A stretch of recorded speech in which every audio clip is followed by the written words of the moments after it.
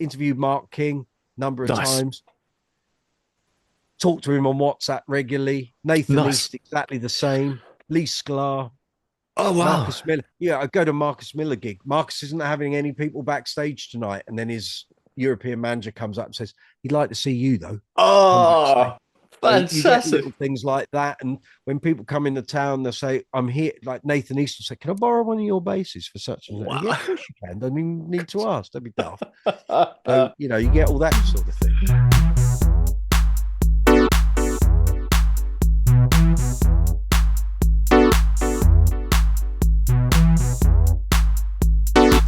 Mike Brooks is a bass player, a YouTuber, and music journalist who has worked with the likes of Bonnie Tyler, Toya Wilcox, and Don Airy, to name a few. He was a regular contributor to Bass Guitar magazine. Welcome, Mike. Thank you, Steve. Good to Ah, be here. Thanks for having me. it's wonderful to see you, man. I'm wearing all right. This is like my day off. I've just done 2 nights of gigs. I've got a gig tomorrow. Was meant to be on a show tonight and it's got cancelled. So you got lucky. Ah, there we go. We're so grateful for you joining us, and we'll talk about some of No those worries, gigs man. as Cool. we go through, because that's really what we want to get into. We want to get into those gigs. We want to find out about that gear. We want to find out about that process. I thought I'd start by talking about some of the bass players that you've named as Hmm. influences. Yeah. What a great sort of list that you've put on your website. John Deacon, John Taylor, Mark King, Bernard Edwards, Billy Sheehan, and James Jamerson. Wow, You what a can't collection! you can't go wrong with that lot, really. I mean, for me, I mean, the two that stand out there for me, becoming a bass player was a bit of a long, winding process, and we can come into that if you want that background. But for Yeah, me, it's a tale of two Johns. So it was John Deacon, John Taylor. I'm a product of my the years that I grew up, really. So born in the '70s, coming through the '70s. Queen was everywhere, so you were always going to hear that on the radio, see it on the telly. And then as we came into the '80s, I was 8 years old. So suddenly all the big bands from that decade were clearly going to be an influence on me. Whether you like it or not, you're going to hear that stuff. So my first, well, I mean, Queen was always there in the background because my aunt and uncle went to Imperial College with Brian May, and my uncle claims he built Brian May's first pedal board.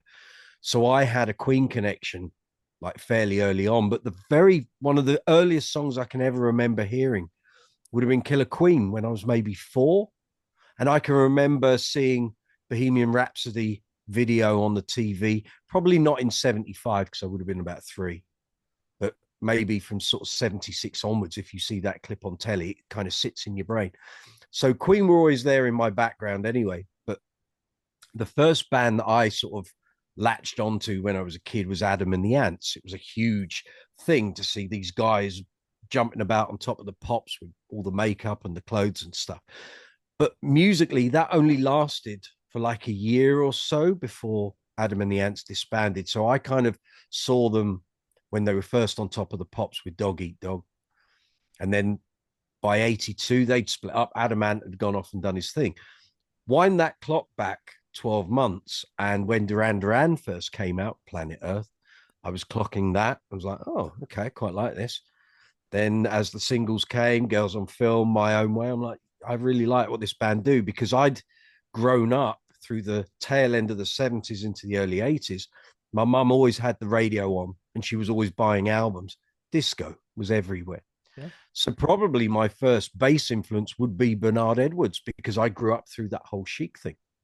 And I can remember going to bed of an evening and you'd hear the Bee Gees, Saturday Night Fever coming through the floor, and then there would be a Chic tune, and then there'd be an Earth, Wind and Fire tune, and just an era of great bass players. I can remember Hit Me With Your Rhythm Stick as a kid. It's like, wow, what's that? What's doing that? So then to hear Duran Duran, and they've got that disco influence, and there's a rock influence, and the pop, and okay, a bit of punk. They always said there was a punk influence for them, maybe, but maybe not in the tunes. So then into '82, and Adam and the Ants had kind of done their thing, and Adam Ant had a #1 single and was then kind of on a bit of a slide. Duran Duran came out with Rio, and I heard Hungry Like the Wolf on the Mike Reed Breakfast Show on Radio 1. So that would have been late May, early June. And I heard that and I thought, oh, I'm going to record this. So I recorded it. And that first opening bars of that, and I was like, oh my God, I think I've just found the band for me. So that's kind of led to a, where are we, 43-year love of Duran Duran. So that's why John Taylor, huge influence for me. Then when I eventually picked up a bass in 87, it was fairly clear, he's a big hero for me. So I'm going to follow that. But John Deacon was already there in my background from the start. So I knew all those Queen tunes and the bass lines, and it was fairly easy, really. And from that point, then once you start taking up an instrument, I'm sure you found it, you have your musical background. And then once you establish that's what you want to do, you start finding all those branches that go off. So then I was becoming keen on Level 42, Mark King. That then sort of pushed me towards Stanley Clarke. That then would lead off to Jaco Pastorius and Weather Report. And then you're going to have the rock side to Chris Squire and Yes, nice, and Genesis and Rush. And then it just blows up. So then you've got Billy Sheehan, you've got, suddenly I'm looking at John Entwistle, not a huge fan of The Who, but he's a god, and Jack Bruce. And that's, any musician will find that. They'll find their initial sort of point that gets them going, and then it's bang, and you can explore at will, Fantastic! What a great what a great start, and actually although I was a few years before you, quite a similar start to myself. So just as far as okay, so you got this grounding, you're into the bass. You're a prolific, a live player. So how did that all, and sessions play? How did that all start? Well, so I kind of thought, and I know in my head because I can remember it. My mum and dad always had lots of records, lots of albums. There was always music in the house. And I can remember being about 5 or 6 and thinking, I'd really like to be a musician without any clue of what that entailed.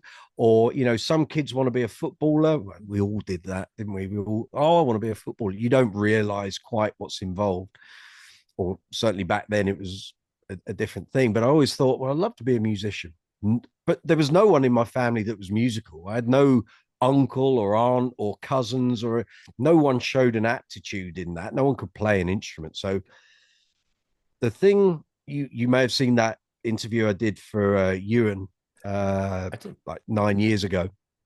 And I said in there, I can remember being 4 years old and getting up at the nursery school Christmas play or whatever it was, being on stage and loving it. And it was like, I really like that. And that stuck with me throughout my childhood.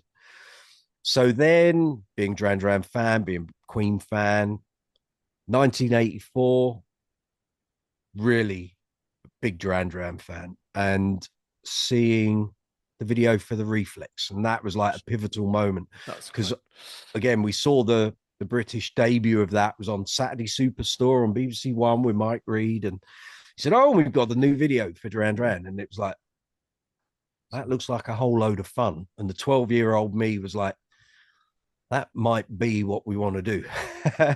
So then through teenage years, we all go through it. Oh, we want to be a singer and we want to be a drummer and we want to be a guitar player. Well, there's always a million guitar players.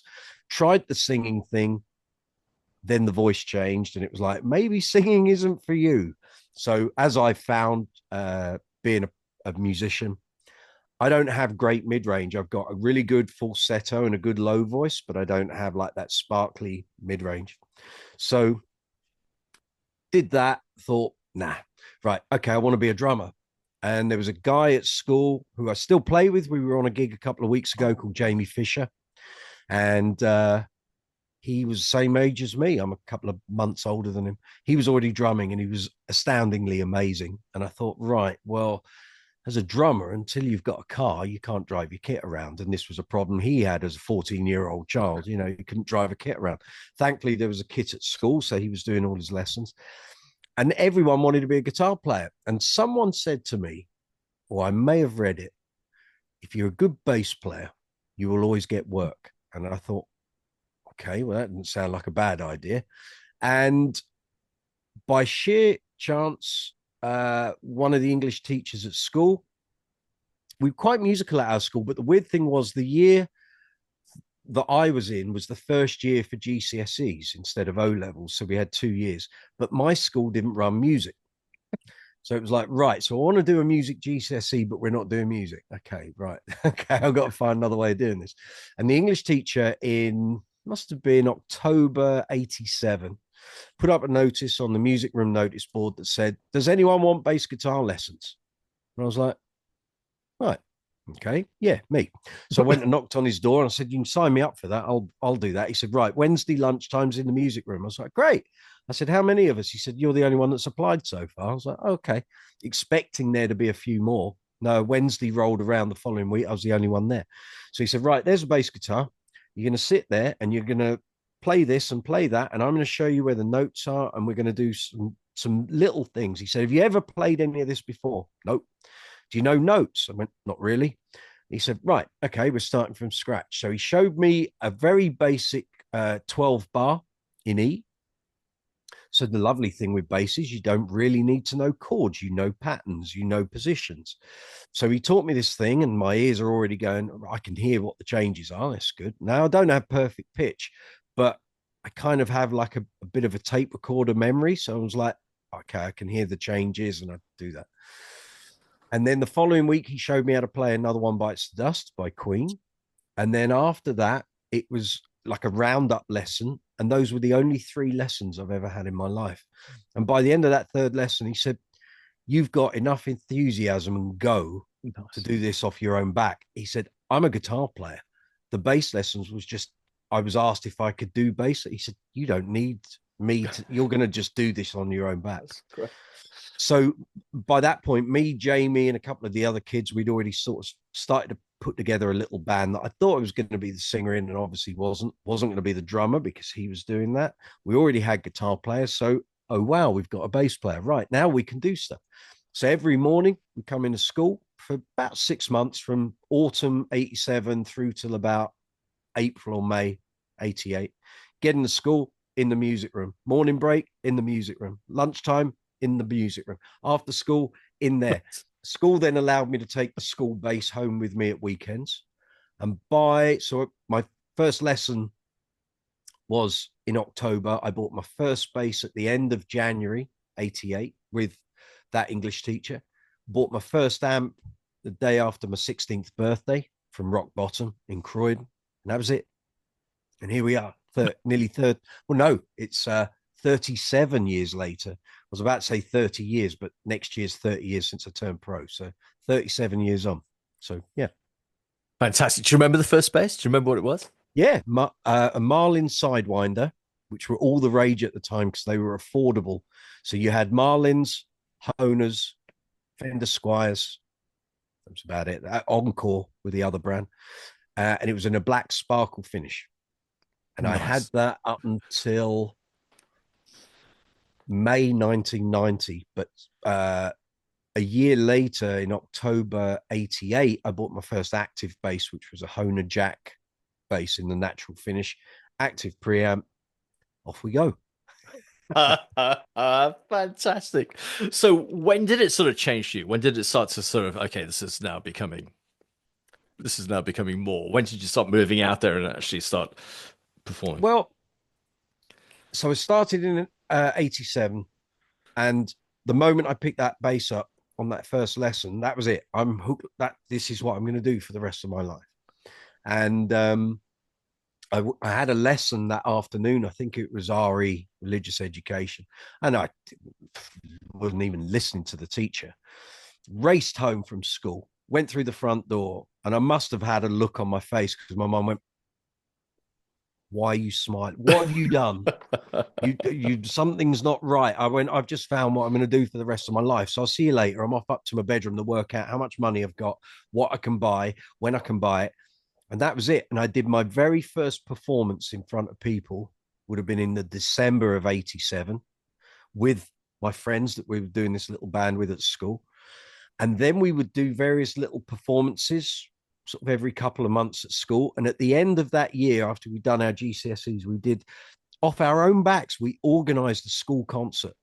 So Nice. there was us playing, a couple of other people, like we had some friends that wanted to do electronic stuff with keyboards. And 2 years above us at school was a bunch of lads who seemed to always be in the house music competitions at school. And we asked them to come back. So they had a little band of their own. So they came back and did a set. We did a set.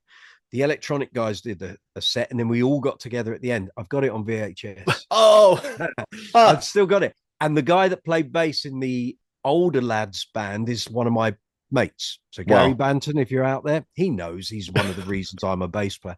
And he kind of took me under his wing and showed me strings and how you change them, and this is how you play. And we became friends, but we lost touch very quickly. I wasn't in his age group.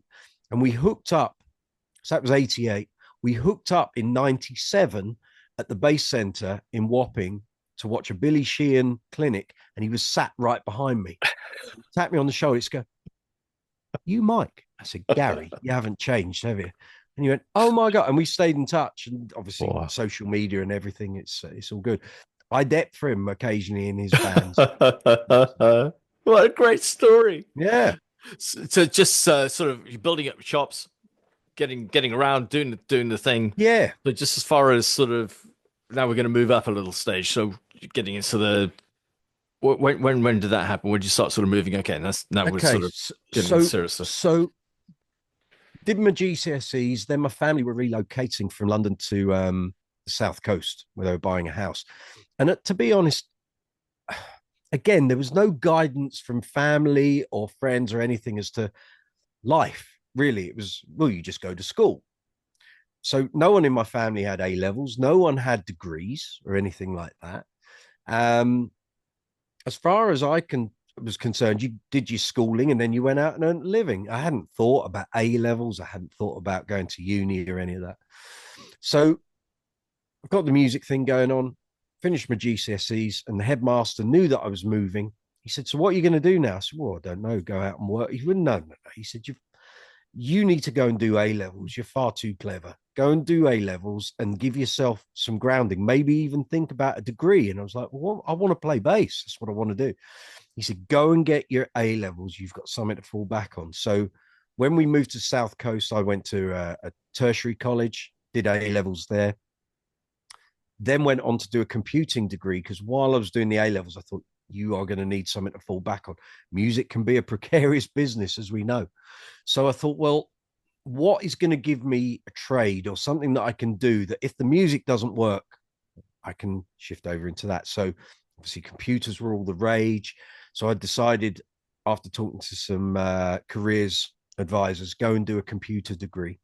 And I thought, well, if I do that, that buys me 4 years of time to get a band together and go and get a record deal and do all that. So while I'm learning computers and all of that stuff, I can have the bass stuff going on in the background, do some gigs at weekends, and you're keeping both things running at the same time.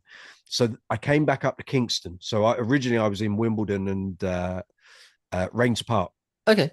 Was where I was at school. So I'm coming straight back up to the same location 3 years later to do a degree, 4-year degree with a year out in the middle of it for you to go and work. So money for amplification and basses, of course.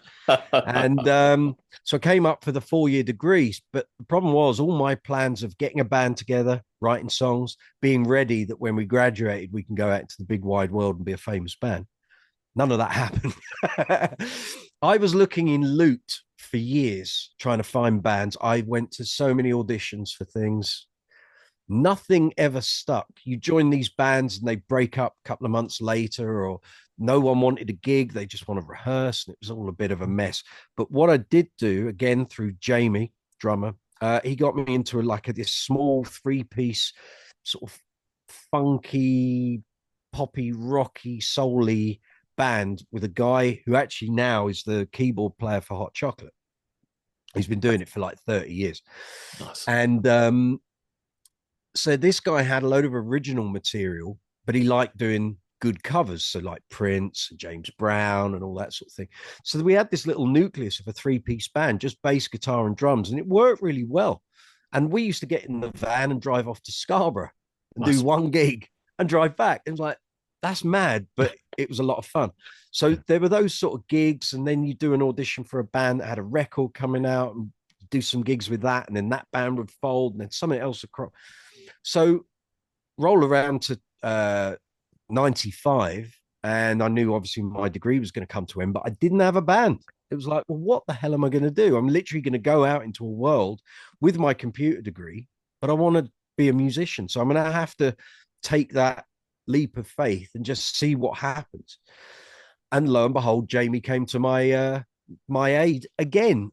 So the guy who had been in Housework, Steve, who was the keyboard player with Hot Chocolate, he was in, or he joined the band that Jamie was in, which was a glam rock tribute band called the Sugar Plums. Okay. They were frantically busy. They had gigs all over the place. Universities, the guitarist in the band was the agent for the band, loads of work. And I remember sitting there in 93 and he showed me all the videos of their Christmas shows. So envious. I was like, that's what I want to be doing. So Steve did the bass during 94 and the first half of 95. And just as I was finishing my exams on the degree, I got a phone call from Jamie to say, are you available? I said, how do you mean? He said, well, when you finish your degree, what are you doing? I said, nothing at the moment. I've got to find a band, haven't I? He said, well, Steve's leaving. Do you want to join? I said, well, yes, no brainer, isn't it? Right. Well, no, I'm rehearsing. I think it's like Monday the 12th. So you finish on the 9th. No, you finish on the 8th. We've got a gig on the 10th. You need to come to that gig, help us tech.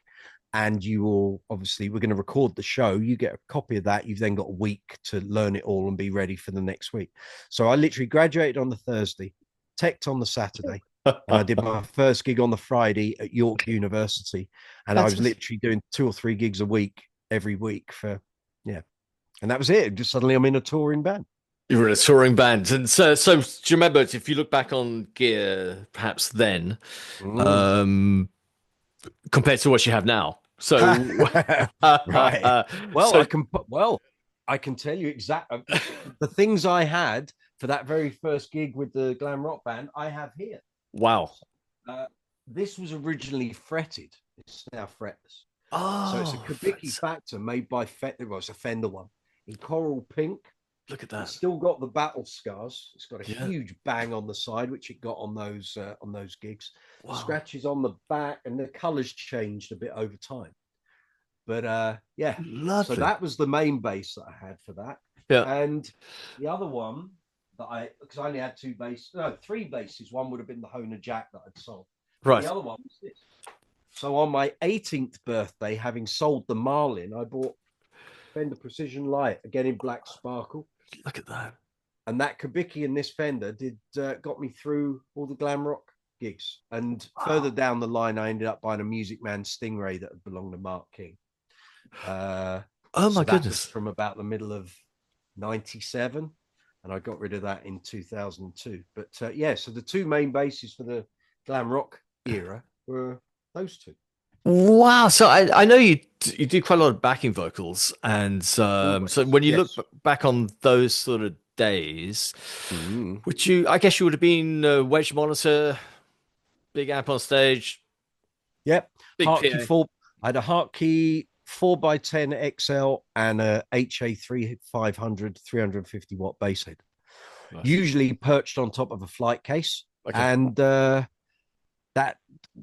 bought that in 92 with the money I'd earned from weekend job at Sainsbury's, and got rid of that in 2003 when I went on to using EBS stuff. So yeah, but that little rig, that 4x10 and a 350 watt head, would cover every eventuality gig wise for. Well, I stayed with that type of setup from turning. Well, when I bought that rig, so 92, turned pro in 95, I didn't change that basic setup until 2009. Nice. So a 4x10 and a reasonably powerful amp will cover everything you need, or it certainly did up until the point that IEMs became a possibility. just when you look back on that time, because of course things have changed so much. Just thinking of Mhm. some of the bassists that you mentioned, is it?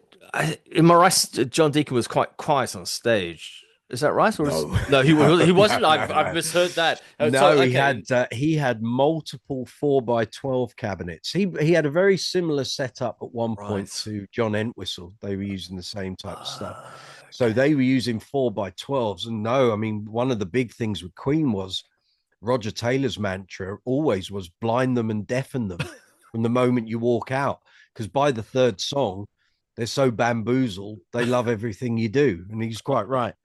So no, John Deacon was So loud. Well, Queen were loud. Queen They Blood. always were. Okay. That was one of their things, the story about Live Aid where all the bands were playing and it was all Yeah. very nice. Everyone was a bit cozy.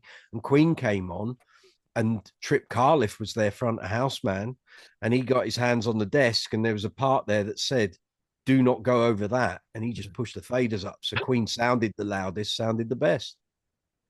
No brainer. Fantastic. So back in the day, you were We were loud. The glam rock band was when I joined, it was 6 piece, and then it went back to being a 7 piece. We had two guitars, lead vocal, 4 piece backing vocals, keys, drums, and back. I mean, now I look at it and I think, were we right at the time? I mean, they were doing very well before I joined. They had gigs all over the place. The band was formed out of a bunch of guys that were at university at Roehampton Institute, and weirdly enough, I'd come across the band like 5 years before I joined it because one of my best friends down on the South Coast, his sister had gone off to Roehampton Institute and met the guitar player slash agent. And he came back to visit the well, us bunch of mates on the South Coast like 3 months after he'd gone to uni. He said, oh, my sister's seeing this guitar player up at Roehampton Institute. He's got this band, really weird, glam rock tribute band called the Sugar Plums. And I was like, oh, okay. Little did I know 5 years later I was going to be in it. So mad, mad, mad, mad. fantastic. So that took you up, you said about 2009? And then That we're talking amplification, yeah. yeah. Okay, so I had the heart key from 92 up till about 2003, and then the first change was in 2002. So if you kind of look, there's a rack there. There is. Halfway down it, you can't see it's a load of gig bags in front of it. There's a bunch of EBS amps. So Nice. I decided the heart key had been great and was fabulous, and I loved the sound, but I was starting to get a lot of recurring problems with the amplifier. So Okay. lots of dry joints. It would get fixed, problem would come back, get it fixed, come back again. The heart keys had a row of LEDs on the graphic equalizer. The ribbon cable went like twice. And in the end, I'm just like, this gear is getting old and I've used it and it's paid me back. It's fine. I can sell it on. EBS was becoming not flavor of the month, but they were getting a very good reputation here in the UK. Bernie Goodfellow's distributor, also making his own fabulous basses, of course. And a friend popped round and he just bought some EBS gear and he had like a 210 and the HD 350 head. And it was like amazing. It was everything that the heart key wasn't. I was like, that's the sound I need. He said, right, well, you need to go and see Bernie then, don't you? Because you can't go in the shops and buy this. So I uh, booked an appointment with Bernie. He was in the middle of dealing with Marcus Miller's summer tour that year. But we said, look, come over that day, bring your rig. We'll, you know, you can take some gear away with you, see what you think. Don't like it, bring it back, see how we go. So I went down there. He gave me what was basically the flagship model. So he gave me a Proline 410, which are the heavy ones. I've got two of them here. They're backbreakers. Gave me one of those, and he gave me the TD 650, which was the amp that Marcus was using. Solid state. I think there might be a tube in it. I don't know. Bells and whistles. He said, there you go, have fun. So 2 days later, I had a corporate function at Celtic Manor in Wales. And I took my Hartkey rig and this EBS rig and I set them both up on stage. And I remember the looks I got from the back. It's like, it's a bit overkill, isn't it? I said, no, no, no, no, no, no, no. I'm not running the whole lot at once.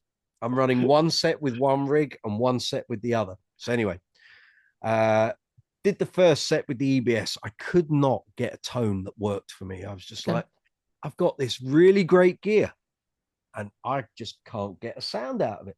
I couldn't get mids out of it. And I was using a Stingray. Should have been no shortage of mids. It was just lots of top, lots of bottom, and nothing in between. And it didn't matter what I did with the mid EQ and the mid suite, the frequency suite, was not having it whatsoever. I took it back to Bernie on the Monday. I said, this ain't working. He said, what's the problem? I said, right, there's my hotkey rig. There's the EBS rig. I'm going to plug into my hotkey, and then I'm going to go to the EBS, and then I'll go back to the hotkey. He said, go on then.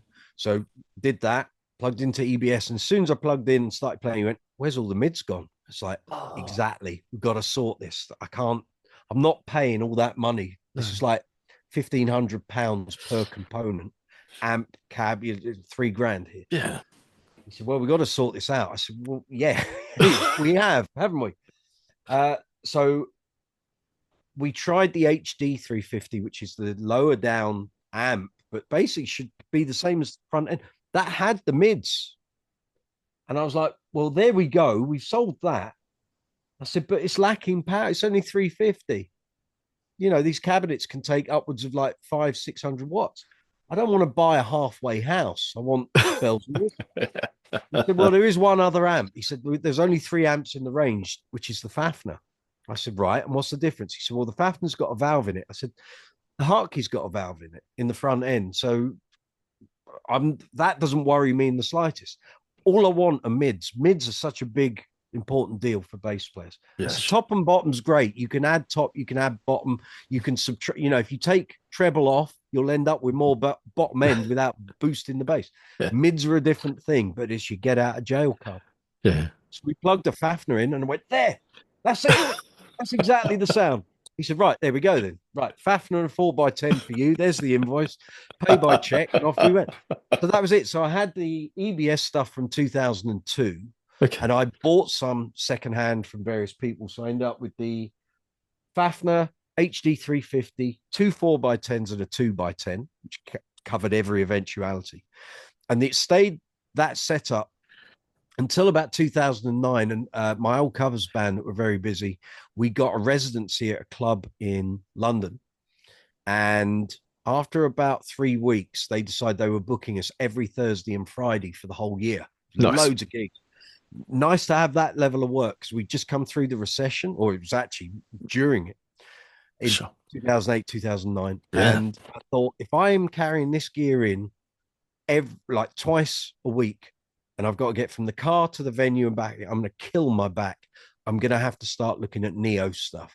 EBS had just launched their Neo range probably about a year before.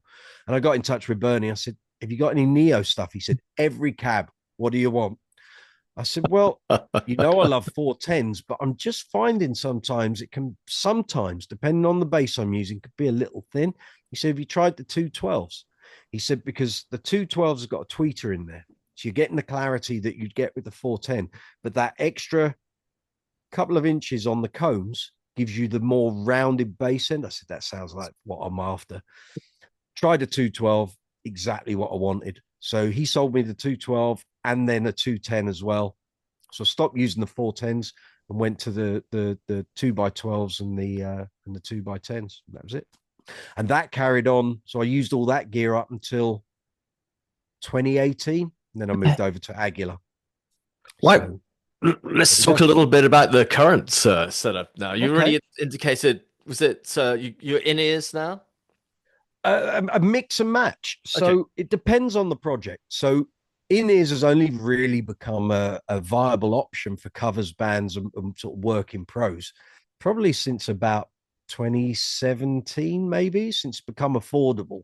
You could have it before if you were willing to pay the money, but so many people have told me they've bought like molded in-ears and had all that and £600 a pair, and then they lose one, or they get broken, or someone nicks them, or they get crushed, and it's like it's a bit of a mess. So Andy Carr, who plays with ABC and loads of other names, said to me when I was investigating all this in 2019, he said, your in-ears and your in-ear sound is only as good as the person that's mixing them. You can have a £700 pair of in-ears that are made specifically for you, but if the sound going down it is rubbish, doesn't matter how good the ears are, The sound is still going to be rubbish. So he said, I really recommend these that they sell on Amazon, which are KZ ZS10s. Okay. I think they are. They're about £45. If you break one, you lose one, or someone steals them, it's only £45 to replace them. They got 5 drivers in. I love them. I've used them on every Oh, Uncle really? Funk show since we came out of lockdown. Loads of the other bands I'm working with now, it's in ears. And these things, I've got 3 sets. Yeah. So I have an active pair that I'm using all the time. Yeah. There's another set in my bag, and then I have another set here. So if I had a run of gigs over a weekend and something happened, I've got an immediate pair in my bag. And if as long as I'm coming home, there's another set here. So up until this thing, I bought my in-ears set up in 2019. So before that, it's always been amps, it's been monitors and what have you. And then as we sort of got through 2019, I moved into doing more theatre stuff and more Okay. tribute stuff. Yeah. Always done tributes, but Sure. doing a bit more of that sort of work. And lots of them were saying, oh, we don't want any amplification on stage, the whole noise reduction thing. Lots of bands are going through it with Yeah. pub gigs now. They don't want Sure. you bringing amps. And Yeah. so I started using that. Then we had lockdown. Then we came out of lockdown, and my whole landscape of work had changed. So I come out of lockdown and find myself in a 10-piece disco show band, Queen tributes, ABBA tributes, a couple of wedding function bands here and there. Yeah. Well, Uncle Funk is completely in ears. There's no amplification on stage. And for about the first 18 months, I would keep bringing a cab and a head with me because I kept saying, well, if it goes down, I've got no point of reference. We've got no monitors on stage. If it all went down, I'm still playing. And then I realized after 18 months, well, if the rig goes down, everyone's down. Sure. There's no point you still playing because there won't be any drums. Well, actually, drums and horns would be all that's left, but there won't be any guitars. There won't be any keys. So stop bringing the amp and the cab. You don't need to do that. Just create work for yourself. So with Uncle Funk, it is total in ears. We have iPads and phones where we're running our mixing ability, so we can all mix our own sound. And it's like having a CD in your ears. It's great, fabulous. Now this week, I had ABBA last night, had Queen tribute the night before. Okay. That's all cab, amp, Wow. but still in ears. Okay. If no monitors are being provided, Yeah. like last night on the ABBA gig, the band leader likes me on ears, so the monitors are only at the front for the singers, and him on keys. Me, drummer, and guitarist are all on in ears. So. Wow. There are some ABBA bass lines as well, aren't there? There are some very cool ABBA Yeah. bass lines. Oh yes, well arranged, well orchestrated. It's classical pop music, Sure. really. If you listen to some of the earlier stuff, maybe not so much, but once those two guys got into their groove, a lot of that stuff is so well arranged, as I said, orchestrated, and the bass lines on their own. Sometimes the songs on their own. If you go on the YouTube and look for the isolated bass tracks, I mean, it's good stuff. Can't go wrong learning some of that. Fantastic! What great things to do. The Uncle Funk stuff. I've been absolutely fascinated. And if you haven't checked out, tell us a little bit about this. I mean, what an Yeah. interesting show that is. Well, they've been going for, I think 25 years. So, disco funk band. It's done all sorts of things over the years. I came into the fold in 2017. I did a depth show for the previous bass player, and got asked back. I kept getting told that they'd had numerous depths, not just bass players, but other instruments, and people just weren't learning the stuff. It's a big show. It's 2 1 hours sometimes. Sometimes it's less. If you're doing a festival, it might be an hour, hour and a quarter. Yeah. Usually it's between 2:45s, 2 1 hours. It's a lot of stuff, and it's relentless. And learning disco stuff, you think you know it. You're going to do it properly. You've got to know it. And some of it can be simple. Some of it can be hard work, hard graft, some of them. And yeah, it was just, I did a good job. And the band leader and the previous bass player would keep asking me, can you do this gig? Can you do that gig? We get to just before COVID, and the band kind of branched off. So there was a bit of a falling out. Band went one way, band leader went the other. And band leader contacted me and said, I need a band. Would you be interested? And I said, absolutely. Well, okay, there's a bit of a conflict because I get on or tried to get on with everyone, Yeah. but work is work. And I love playing disco. I always had. I grew up with it. Of course, it was coming through the floor, when I was a kid. He said, yeah. I said, look, there's going to be no conflict here. I said, it's what's gone on between you and the band's nothing to do with me. But yes, I'd love to do it. Nice. So that was fine. He pieced together a new band. And then COVID hit, and it was like everything went on the back burner. So I can still remember the day Italy went in a lockdown, and I was sat on the sofa, and I thought, this is serious now, because we'd seen this for a couple of weeks. Yeah. And I'm watching the news, and as soon as they said in the BBC News, and Italy have gone in a lockdown, my phone went, bzz. Oh, okay. Bzz, bzz, bzz. And it was literally all the gigs I had for the rest of the year starting to cancel. I had 105 in my diary on that day when Italy went into lockdown and just obliterated. So I had Queen stuff, ABBA stuff. I'd only just joined Uncle Funk, so I didn't have those gigs in my diary. I had a 25 date Jimi Hendrix theatre tour. Wow. Loads of function work. I had some trips to Dubai, all sorts, and it just all got obliterated. So until we came out, everything that I planned getting up to that point was gone. So then when we came out in 2021, literally all the work for all of those projects had been shunted and rescheduled as people were. If gigs were booked in 2019 for 2020, well, they got shunted to 2021. And if they were in that first half of 2021 when we couldn't gig, they got shunted to the next year. So until we got to 2022, you didn't clear out that post-COVID diary. So that was that. So now Uncle Funk is a different beast entirely. We look totally different. Obviously similar material. There's some changes. But this year, in the past 2 months, we've now got a second show. So you've got the Disco Inferno, which is the disco show. Okay. We've now got a new project called Decades of Dance, Nice. which is basically covering dance music from the late 70s up to the current day, pretty much. Fantastic. And that's taken a lot of effort. That was 44 songs we had to learn in 3 months to get that done. So we did the first show the end of October. So the video's being worked on at the moment, and hopefully we'll be rolling that out next. Sorry, hitting my boom stand there. Sorry, rolling that out next year. So fantastic. Yeah. So when you look back on that great career, life career, and you've got a bunch of other careers that we're going to talk about now. Yeah. When you talk about that great life career, so if you were to say to somebody now who's watching this, who's thinking, "Hey, I want to progress my career. I've got the chops. I know how to play." What would your recommendation be for someone to get out there? Well, I've done 4,000. Well, in excess of 4,000 gigs. So when I started, or even when I turned pro, which will be 30 years next year, so 1995, the whole landscape has changed.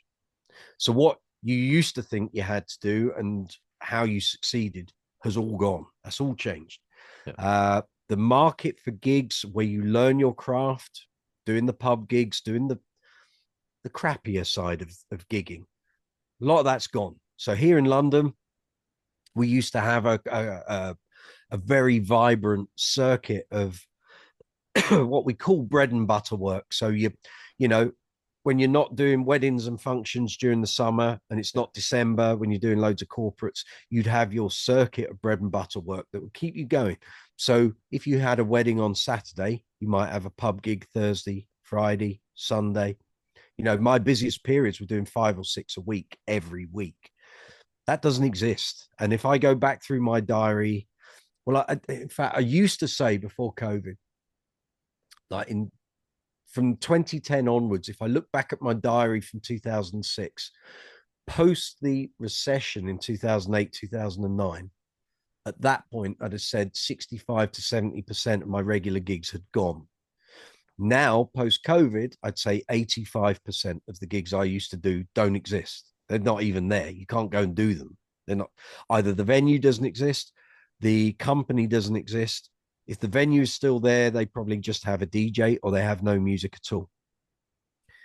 Lots of places been bought out to become property, flats, houses, all that sort of thing. So it's very hard. I used to write a column for Bass Guitar Magazine called Cover Stories, and I went into all the different aspects. I think I did like 18 columns or so, just talking about, how to be a working musician. And I look back and read some of that, and it's now 11 years later, it's so out of date. Everything has changed. Social media was a big changer. Smartphones were a big changer. The way you communicate, how many people now ring people up? It's all a message on WhatsApp. I can't remember last time someone rang me up and said, "Can you do a gig tomorrow?" I did get an offer this morning for tonight, but I turned that one down. But that wasn't a phone call, that was a message. But yeah, it just, no one rings anymore. It's literally, you get a message, because what they're doing, or what any of us do, if you suddenly need someone to cover a gig, you just send it out to all those players in that group. So like on my phone, I've got a group for keyboard players, bass players, singers, guitarists, drummers. You'll just send it en masse, and whoever comes back that's most suitable that is available, they're the people you're going to put forward. So a lot of that stuff's changed. I can try and give advice, and it's purely just my perspective on it. Doesn't mean I'm right, okay? Because I know you'll get comments in your YouTube video. People go, "He's talking a load of old rubbish." And it's like, it's only because that's my perspective from my experience. So the most important thing, if you want to do this and you want to do it long term as a living, be pleasant, be nice. Sometimes you got to put your hard hat on and be tough. But bear in mind, and I've seen this, I've been in this situation. You get people who are hugely musical, hugely technical, great technique, know their theory, fabulous players, but they are a pain in the backside to be around, or they're obnoxious, or they don't know when to be quiet, or they just manage to rub people up the wrong way. 50% of this job, if not more, is just trying to be nice around people, get the job done. Sometimes you might be on a gig and things aren't going your way. Just shut up, grit your teeth, get to the end of it. Half the time, the client won't know that things aren't perfect. Sometimes you'll get a very picky client who will notice. And all these things go into that melting pot. You learn from experience. Not every gig is like playing at Wembley Stadium. I've had band leaders who treat their bands like, every gig is playing at JFK Stadium in Philadelphia. You're not. You're just playing in a hotel in Bromsgrove. And it just creates bad environment. But the whole personal side is just as important as the technical side. Everyone wants to be a great player, and quite rightly too. Then you get people who aren't the greatest players, but they're team players, and you want to be in the trenches with them when chips are down. Yeah. But there's so I could fill up like hours on this. So don't worry. But any questions you've got, and actually, if anyone wants to carry on the conversation, put your comments in the comment section. Stephen will reply, or I will if I see it. And but there's so much that goes into this, really. Being able to play and do a good show, that's the basic level. You have to have that. Yeah. I've done gigs probably in the last year where some of the players aren't that great. You've got to do your best. And if you do a gig and you realize there's, you start to get the fear a bit, I can realize what my shortcomings are here. Get out of that gig once you've done it and start working on it and make yourself better. Try and improve things. Sometimes it can feel overwhelming. Like, I've got a million things I need to improve.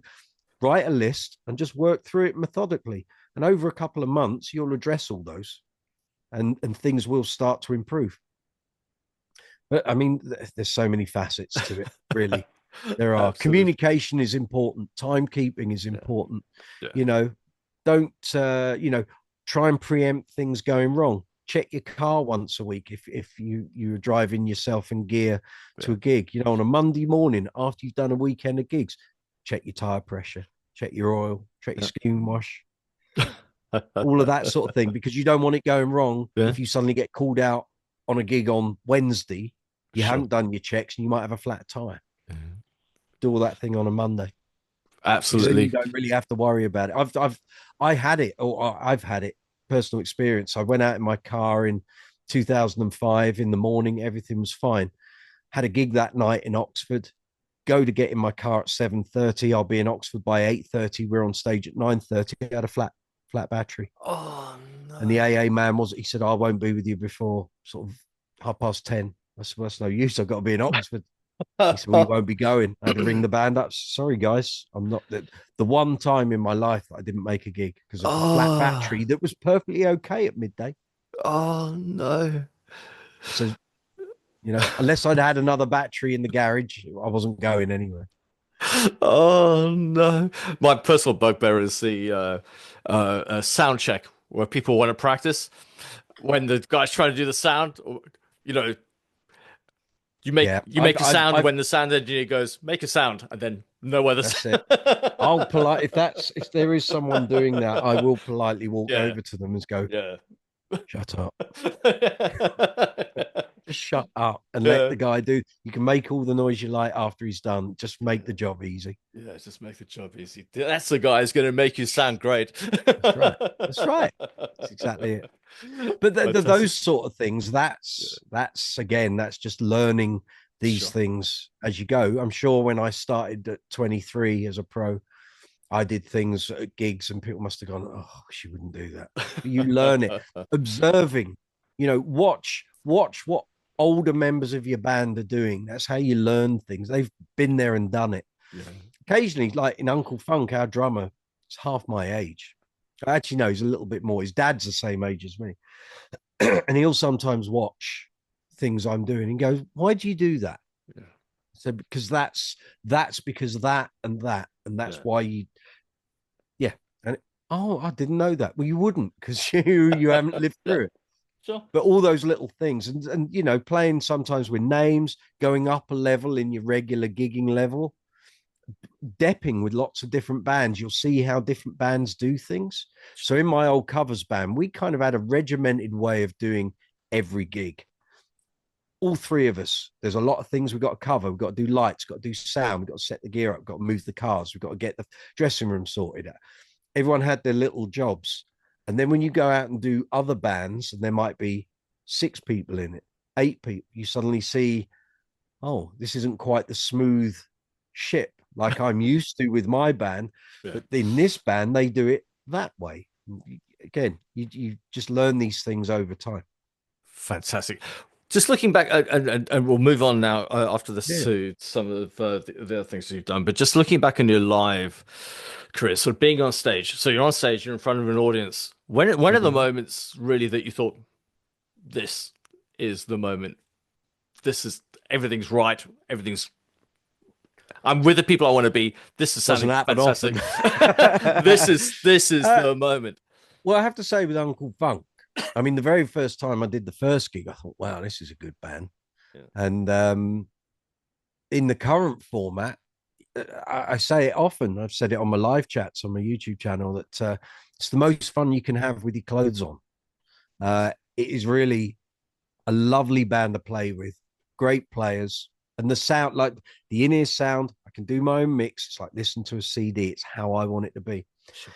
Um, I mean, in 4,000 gigs, I mean, we did some great gigs with my old cover story band with Steve and Pete from FM. We did that, or I was in it for 17 years from 98 up until 2015. So next year will be 10 years since I left that band. But we did thousands of gigs. We used to do a trip to Eilat on the Red Sea. And I can remember we did one trip there in 2011. So we'd done a trip there in 2009. We did another one in 2010. We came there in 2011 during holiday season, which we weren't to know because we weren't Jewish, but it was slap bang in the middle of Jewish New Year and just a whole like holiday period in the country. And what we didn't know was people remembered us from when we'd come before. And the previous trips had been nothing to shout about. We hadn't drawn huge numbers of people in. But when we came to do this trip in 2011, over a period of about 5 days, we were accruing, because once we're in the venue, we're setting up and we're doing stuff. Yeah. They were forming huge queues all the way along the seafront to get in. Not necessarily because they knew it was us, just they knew there was a good band on in that club. Yeah. And until we got to so we did that for a couple of nights and we were like, oh, well, that went quite well. The place was packed every night and they started shutting the doors. And I was like, oh, I haven't seen that before. So basically, they'd reached their capacity. So at the end of the trip, a member of staff for the team that we were working for there came and saw us and said, you've broken all the records. We were like, what are you talking about? Well, we've never taken this much money over the bar for any band that's been here. And they've been having bands since 1994, I think. Wow. He said, no band has ever taken this much money. How did you do it? And we're like, I don't really know what you're talking about. What are you talking about? She said, here is all the sales for all of the restaurants and bars that we own on this strip. All of them have reported excessive profits since you guys came here. And we were like, well, that's nice. Do we get a pay rise? And we were like, oh, okay. And she said, right, well, you've got to come back. You've got to come back like soon, like in the next couple of months. We were like, what's going on here? We then met a friend of ours that ran one of the bars up the other end of town. He said, all of the staff that work for the company you're playing for, they're all staying at home. I said, why? He said, you wore them out. The first 2 weeks you were here, the staff were run off their feet. They couldn't keep up with the demand from the holiday makers. So what we didn't know is when those doors shut and we were playing, all of the restaurants and the verandas and the bars were packed. And they'd been drawn because of the music we were playing in the bar. Nice. And it was like, oh, that's not bad, is it? I think that's quite a good trip. So that trip for me was a standout. Nice. And then we did another, well, from that point on, we did 2 a year.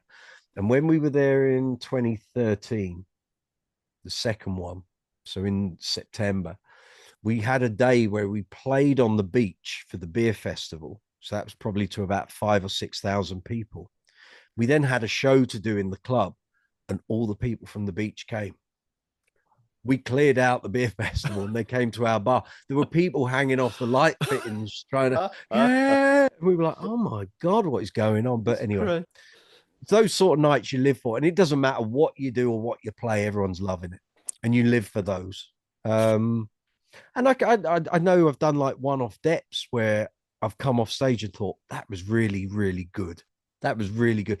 Because I will always try and do my utmost to do all my homework. And it's something, again, I stress on the live chats where people say, how do I become a bass dep or any musical dep? Got to do your homework.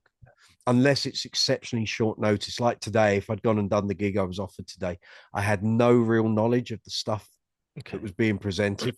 And it was all on pad. And I was like, I don't really read. I don't do theory. No. And I didn't know enough of the artists' repertoire for me just to turn up and play. It would have been too much. And also, since COVID and my age now, I've decided I don't want to take things where the stress levels are through the roof. It's not my fault if the guy who's meant to be there isn't. Yeah. And in my younger days and before our mortgage was paid off, I would take any work that I could do as long as I could do it. I'm not someone that will take stuff just for the sake of taking it for the money and then blag my way through it. I don't like blagging. Blagging's not for me. But as long as I know, like if someone rang up now and said, we've got a gig in 4 hours time doing a disco set or a Queen set or an ABBA set or a general cover set, I'm there. It's not a problem. Someone suddenly said, we're doing the greatest hits of Genesis, the first 3 albums. It'd be like, nah, I'm a big Genesis fan, but I wouldn't know it off the top of my head. So I don't like putting myself in those sort of situations. And stress is part of the job, but there comes a point as you get older where you just think the stress that's being induced is not of my making. If the stress is because I haven't done my homework. That's my fault. But Yeah. if a band leader or a band member, okay, I will always try and help anyone out musically if I can. But like a couple of years ago, I had someone ring me up on a Friday at 6 o'clock, and they wanted me to get to the complete last point of Kent. Oh my So I'd goodness. have to go all the way around the M25, the last Friday before Christmas, and get there in like an hour and a half. I went, no, it's not, not going to do it. It's not going to happen. But we haven't got a bass player. That's not my problem. I'm trying to help. I said, I can probably give you some numbers for some people who are probably about 10 miles away from where you are. And I think one of those guys ended up doing it and it got them out of trouble. But it was Yeah. like, you've only given me an hour and a half. Was there no other point today where you could have rung me at 10 o'clock this morning and said, can you be there by, 6? Yeah. Learn. And I would have turned that set around. I mean, my biggest not challenge, but I quite proud of the fact that about 17 years ago, someone contacted me on a Friday night when I was at a gig. And I think it was like 9 o'clock. I'm just about to go on. They said, I need a bass player tomorrow. Can you do it? I said, well, where is it? What's the fee? What's the material? And it was in Spalding in Lincolnshire. The fee was good. Never met any of the band. Didn't know anyone in the band. I said, how am I going to learn the material? It was across the board covers, and there was about 45 songs. He said, I'll send you some MP3s. I was like, well, how many are you going to send me? He said, I literally, he said, this is a gig that we've been doing for the past 3 weeks, Friday and Saturday. I've got a recording of last week. So literally just copy what I play. I went, great, fine. I said, you send me those MP3s and I'll do the gig. So I got home from my gig, which was in Birmingham. I got home at about, I think, 1:30 in the morning. I got up at 6. I ran that set through till 1:30. I then grabbed a shower, quick bite to eat, got in the car, went and did that gig. I turned the whole set around, top to bottom, in 7.5 hours. Wow. And even Wow. now, and one of the girl singers from that is now in Uncle Funk, and she will say to me occasionally, she said, I've never seen anyone be able to do that. She said, you turned up to sound check and you knew the set better than we did. I said, well, Nice. what can I say? But it was 45 song set, 2 1 hour sets. And there were a few medleys in there as well. But we managed to do it. I turned up, did the sound check. I then said to them, you go and do what you guys have got to do. What time are we on? 9 o'clock. Fine. It was like 6 o'clock by that point. I said, fine. I'm locking myself in a little room down the hallway. I've got the tracks. I'm going to run them again and again and again. I'll see you at 9 o'clock. And that was it. So it was all done. I just sat there with a headphone amp, plugged my bass in, and just ran the set.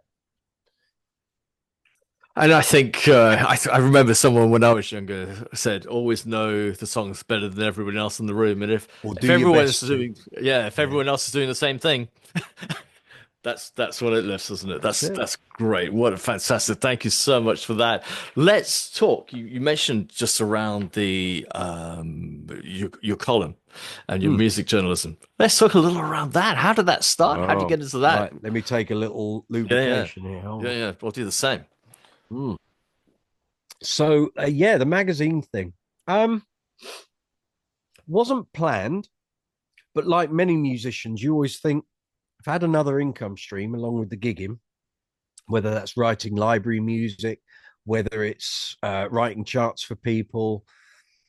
There's a million and one different options, even more so now, you know. Yeah, yeah. But I always thought if I could get into writing, because I did English A level, I'd done the degree, I'm a reasonable writer, I like to think so. And I knew how to structure pieces. That's one thing A level English teaches you, how to structure, how to write in précis, take 1,000 words and put it into 100. And I'd met Stu Clayton, and he was going down the EBS GB guitars route around about the same time as me in 2002. And Bass Guitar magazine had just come out, first couple of issues, one or two. Obviously, big fan. I'm pointing because I've got all my copies of Bassist magazine, which ran from 94 up till 2000. 94 to 2000. Nice. And then there was a vacuum. So you had Bass Player in America that had been going since 1990. Okay. But there was no UK mag, really. You had Guitar and Bass, or I think it's Guitar and Bass Review. Um, but there was no dedicated bass magazine. Obviously, you had Guitarist as well. That's where bassists had come as a separate magazine out of Guitarist. So Bass Guitar magazine was there. And I said to Stu, how'd you get that? He said, they were based down where I am in the West Country. I was Nice. like, oh, okay. There was no one there other than Stuart that I knew. I said, do they need writers? He said, I don't think so. They want to keep it small and in-house. I was like, oh, okay. So then just shit, literally off my own gumption, I sent an email to the editor, Adrian Ashton. So this would have been 2003. I just sent him an email saying, look, I know Stu, or met him a couple of times, and really like the mag, enjoy it. Just wonder if you need any writers. I said, I've got an A level in English, did a degree. I think I know how to write. I'm a working bass player. I'm doing, well, at that point, 150, 175 gigs a year. I said, if you need anyone to do interviews or features or reviews, I said, I can take gear out on gigs and rehearsals. More than happy to do all of that. I said, if you need me, send him a copy of my CV. Left it at that. Didn't hear anything back. I thought, nothing ventured, nothing gained. What's to worry about? And then all of a sudden, I think that must have been early 2004, an email plops into my inbox. Hi, it's Adrian here from Bass Guitar Magazine. Are you still interested in writing for us? Yeah, good. Going to send you a pedal. And there's a strings feature I want you to write. Okay, fine. Like blitzkrieg. It's like, yeah, okay. So suddenly this pedal turns up. I do the review, send it back. It's lovely. That's exactly what I want. I'll send you some more. Great. And then did the strings feature, and he loved that. And then Adrian left and Steve Harvey came in, and Steve said, I'd like you to be one of my main reviewers. I really like what you're doing. It's like, great. And that was it. So from 2004 up to 2018, we had one, two. Adrian was the editor twice, so I'll count him twice. We had six editors. The longest one was Joel McIver, my last editor. He ran from 2012 up to 2022.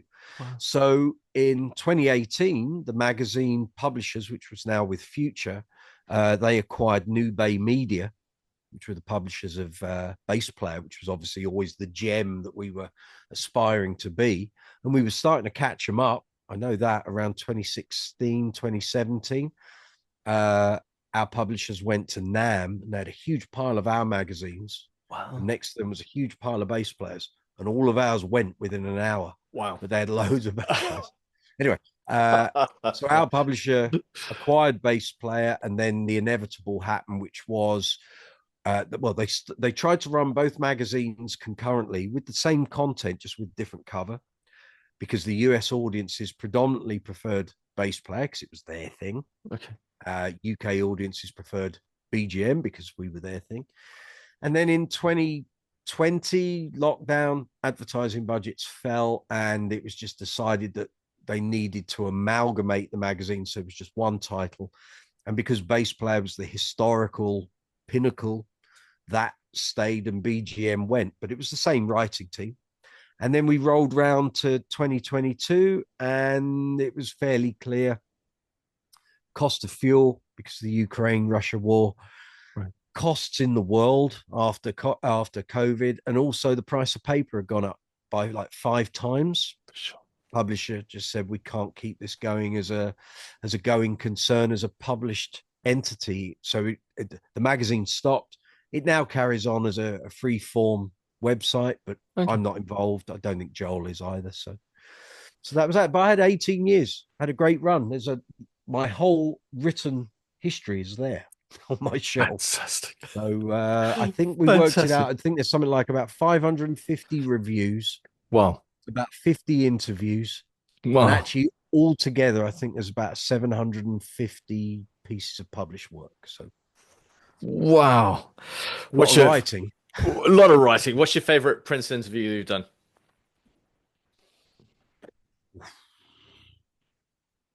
Give me 2 seconds. Some of them were great. Some of them knew me before we even did the interview.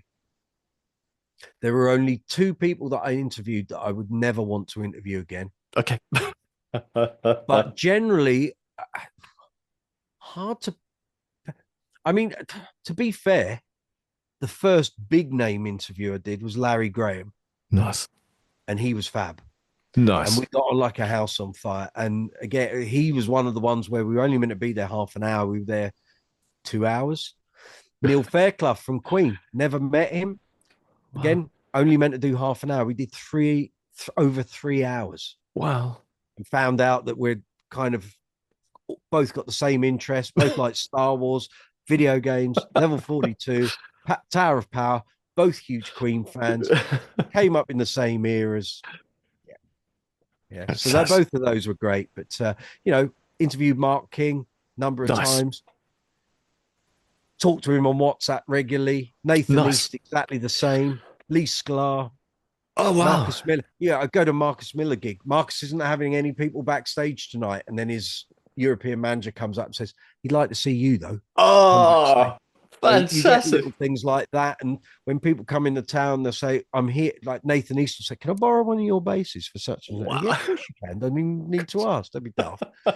So, you get all that sort of thing. But it all comes back to being a nice person. Now, some of these people are really can be prima donna-ish and diva-ish. Sure. But if you go in there and you let them know just by the way you are, rather than ramming it home, that you know your stuff, you've done your homework, you've done your research, you're here to help them, not be a hindrance. I had that with Chris Squire. We were there Okay. for he was doing literally like 10 interviews in June 2014 at Holiday Inn on the South Bank. And you could tell when he turned out he was not looking forward to this. A day of promo for the new album. He's going to get the same questions over and over. I drew the first interview. Okay. And to begin with, he was quite frosty. We'd never met, but I'm a Yes fan. And I think after about 10 minutes, he realized, oh, actually, he does know what he's talking about. And he has done his research and he does know what we're all about. And 2 glasses of white wine helped. And he became really nice, lovely guy.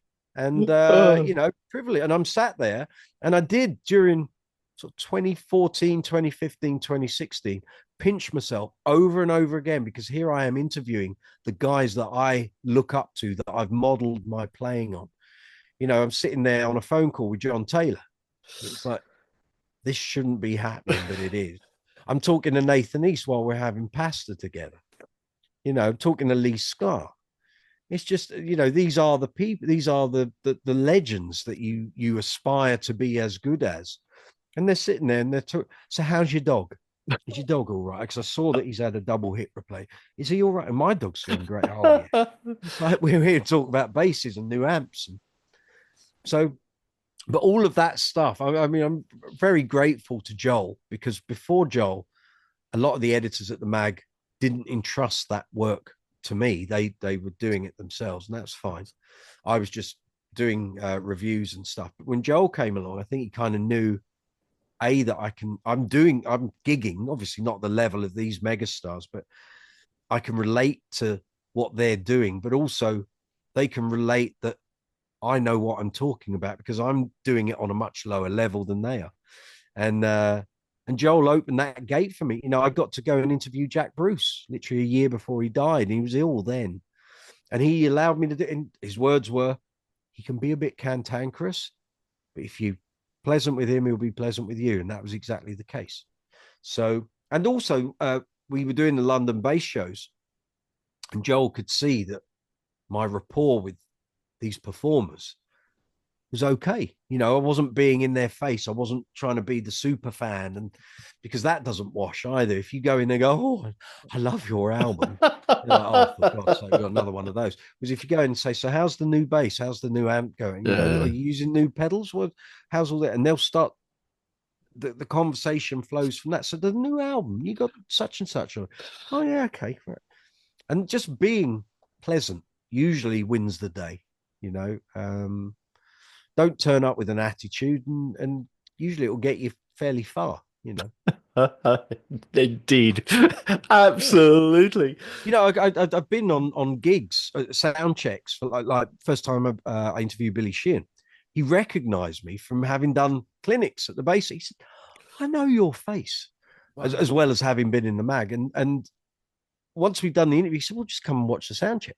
Nice. And you know, the money can't buy thing. It's a, and they're just saying, well, look, there's grab yourself a drink, just sit there and just enjoy. You know, if you need to go, it's no problem, and we'll see you at the gig later on. It's like, great, great. Can't script that stuff. You absolutely can't. And like you say, it's some money can't buy situations. Yeah. What a great story. Some people do. Some people have. And they cost quite a lot. Yeah. So let's go a little bit meta, talking about YouTube on YouTube. So Brooks's Bass Corner, what a great channel. You got your t-shirt on, you got your hat, got the cap, got the mugs too. Every house should have one, of course. Let's talk about that. What a great channel. Thank you, sir. Everyone rush along and subscribe after they've finished watching this. And also I give this channel a thumbs up and a great too. So when did it start? I guess natural progression from print to so like everyone, we get into social media. We're all joining all the platforms. Everyone uses YouTube. You know, you look at 20 years ago, it didn't exist. Sure. Now you get a problem with your boiler, you go on YouTube to find a video to fix it, you know, all that sort of stuff. So every muso had a YouTube channel, and it was all full of people putting up really bad quality videos of them playing at their gigs. I didn't have a channel. We had a channel for the old covers band. We put up a few slideshows and some clips of us playing abroad, but we never really did anything with it. And no one really understood back in 2010, 2011, the monetary side of it, really, unless you delved into it and you kind of got involved. So roll around to 2019 and I'm thinking, we got to get a YouTube channel up, you know. And also mobile phones have come on and the quality of the videos you can do is all good. So we get to lockdown.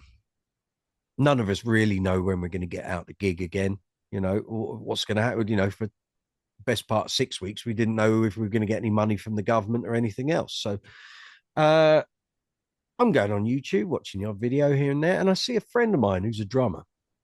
And I go on his channel, start having a look at his videos. And so when you go to the oldest videos, again, like I say, set up a channel in 2009. It's a few videos of him playing in pubs and clubs and then nothing. He decides to reformat his YouTube channel and give it a makeover. And the best decision of his life, probably, he decides, just as we go into lockdown, to create a video which compares the cheapest audio interface with the most expensive one. Buys them out of his own pocket, tests them. That video got somewhere in the region of about 100,000 views within a day. Wow. And then just carried on growing. And basically he now has a channel, I guess it's got 20,000, maybe more subscribers. Nice. So I'm watching that and I'm thinking, okay. So at the same time as that's happening, I've just been told that the magazine's advertising budget has dropped from 100% regular down to 25%. And as a result, probably not going to need me to do any writing for a considerable amount of time. Like, right, okay, so another of my income streams has dried up. So it's like, okay. And then I was in my garage on my workbench. And again, we don't know when we're going out. Got all these guitars need setting up and string. And now I've got time to do it, haven't I? I'm not in a rush. I'm not going anywhere in a hurry. Thought, right, get all the guitars in, clean them up, clean all the frets up, restrings, sort out any issues that any of them got. And I must have literally got to the last bass. I've done the whole lot. And I'm sat there thinking, I should have filmed all of this, shouldn't I? I've got all this content. I've literally I've been watching Dave's World of Fun Stuff, which is a guy who used to work in film special effects, and he plays guitar, plays bass, and he fixes guitars and he films it all and puts it on his channel. I thought, I should have done that, shouldn't I? In fact, why don't I get my YouTube channel up and running? Now's probably the time to do that. Nice. And without even thinking, I didn't even use a brain cell. I remember I was cleaning Blue Spectres right here. Let me show That's great. It was on the workbench, and I'm Nice. polishing it. It's a lovely looking beast, that Look at that. blue and black, Look at melted. that. It was there on the board, and I'm rubbing this, and I'm going, Brooksysbasscorner. Hadn't even thought it, just literally, and I was like, right, that's it, isn't it? So I finished dealing with this, came inside, and I started researching how to do a YouTube channel. I thought, right, well, if we're not going to be gigging, I might as well find something else that's going to allow me to earn an income. So I started doing my homework, and once I felt like I had enough awareness of what I needed to do and how to do it, then that was kind of setting the wheels in motion. So I looked at what equipment I already had, looked at what I could afford because I had no money coming in, and I just bought, just before we went in lockdown, my mobile phone. So it was a brand new one at that time. I thought, right, let's get cracking, shall we? Well, you go into it with the best of intentions. Nothing is, and I learned very quick. No video is going to be perfect. No. Too many people want to do a YouTube channel, but too scared to press record because they want everything to be perfect from day one. It won't be. None of your videos will ever be perfect. You will learn the bad points as you go along. As long as you try and make each video 1% better than your last one, that's the path you got to take. It will never be perfect. Okay, it just never will. But if you go in there as and realize it's a long road and you're going to learn as you do it, that's the way. So I had a chat with my editor. I said, look, I haven't got any money coming in. You're doing all the review work for the mag, and that's fine. I said, but I've got to start looking at some other options here. And I want to do a YouTube channel. Do you have a problem with me doing it? I promise there won't be a conflict of interest. You send me stuff for review, I won't feature it unless you say I can. He said, I don't mind if you feature stuff like 2 months after we've printed the review. That's no problem at all. I said, fine. Okay. Right. I'm going to have a go then.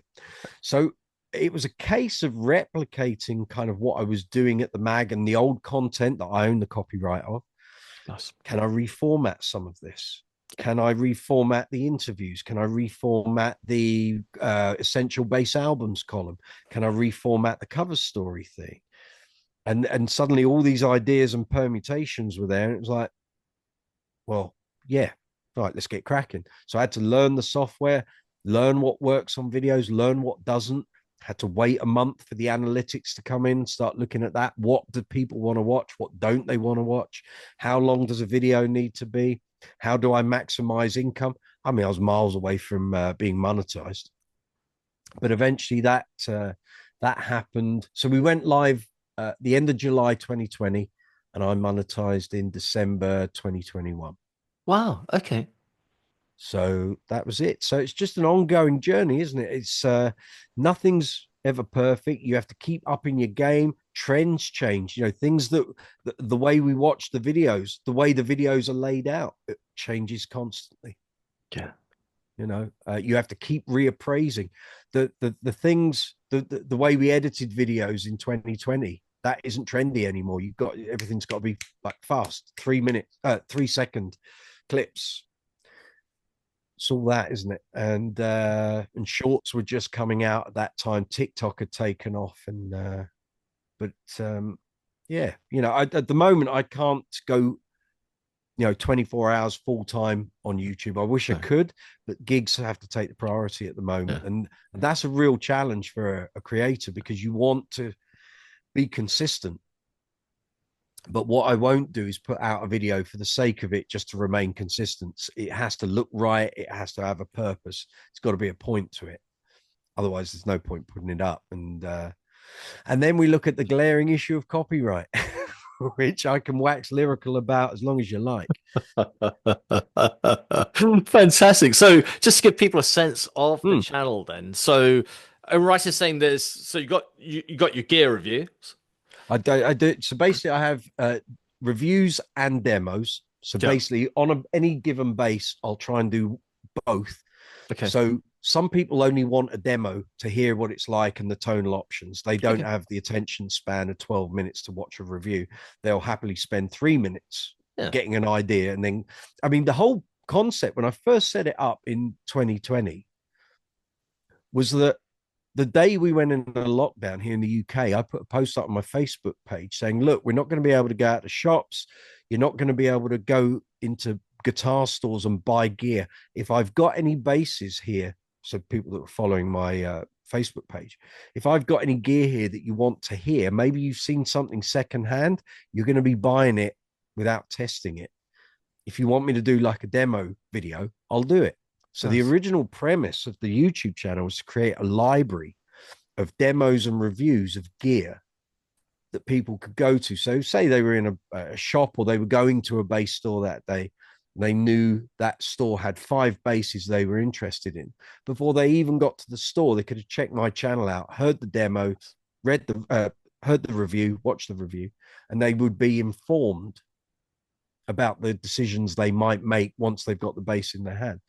It became very clear, very quick, that that wasn't enough scope for the channel. So I had to branch out and have some other things. So that was fine. And then just over time, it was a case of, right, let's add in some interviews.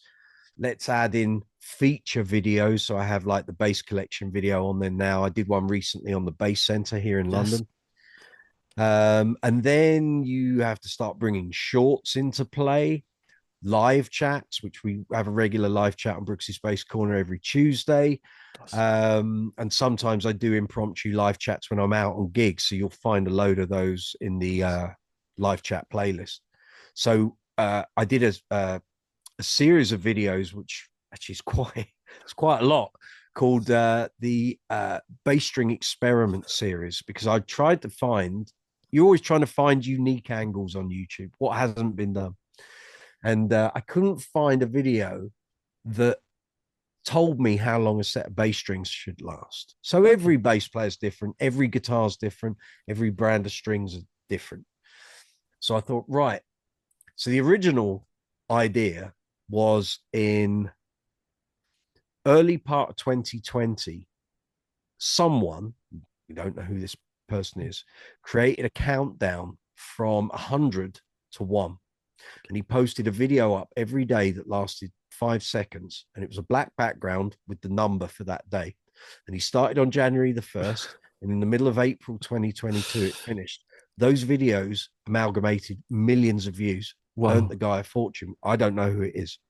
And when they got to the end, when they got to 1, he did I can't remember. There was something, and it just 1 came up and faded off. And that was it.